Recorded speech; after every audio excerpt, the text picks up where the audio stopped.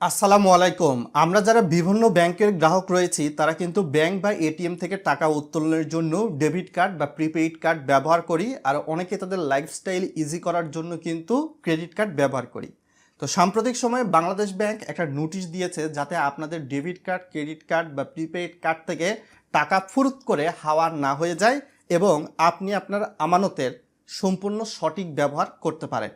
ভিডিওটা like share করে আরও মানুষকে জানিয়ে দিবেন, যেহেতু ভিডিওটা ইনফরমেটিভ হচ্ছে। সতর্কমূলক বিজ্ঞপ্তি থেকে অননুমোদিত প্রতিষ্ঠানের মাধ্যমে প্লাস্টিক কার্ডকে মেটাল কার্ডের রূপান্তরের ঝুঁকি প্রসঙ্গে বলা হয়েছে। অর্থাৎ debit card, credit card, prepaid card যেগুলো প্লাস্টিক কার্ড রয়েছে এগুলোকে অনেকে মেটাল কার্ডে রূপান্তর করছে।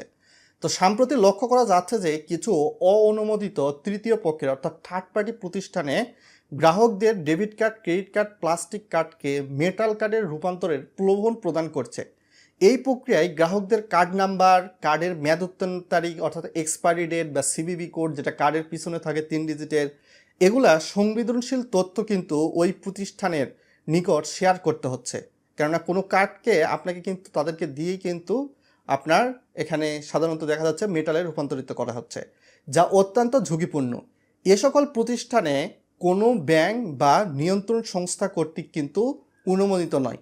ফলে এ ধরনের কার্যক্রমের মাধ্যমে নিম্নোক্ত ঝুঁকির সৃষ্টি হতে পারে। কার্ডের গোপনীয়তা তথ্য ফাঁস হয়ে জালিয়াতির আশঙ্কা, অননুমোদিত লেনদেন সংঘটিত হওয়ার সম্ভাবনা, গ্রাহকদের আর্থিক ক্ষতি ও তথ্য নিরাপত্তা বিঘ্নিত হওয়া এবং সামগ্রিক কার্ড ব্যবস্থাপনায় ঝুঁকি বৃদ্ধি পাওয়া। অননুমোদিত প্রতিষ্ঠান বা ব্যক্তির নিকট কার্ড সংক্রান্ত তথ্য প্রদানসহ প্লাস্টিক কার্ডকে মেটাল কার্ডের রূপান্তরের থেকে সকল গ্রাহককে বিরতি থাকার জন্য অনুরোধ করা হয়েছে। অর্থাৎ এই সকল কাজ করা যাবে না। কার্ড সংক্রান্ত যে কোনো সেবা গ্রহণের ক্ষেত্রে শুধুমাত্র সংশ্লিষ্ট ব্যাংকের অনুমোদিত চ্যানেল ব্যবহার করার পরামর্শ প্রদান করা হলো। আপনার আর্থিক নিরাপত্তা নিশ্চিত করাই ব্যাংকের সর্বোচ্চ অগ্রাধিকার।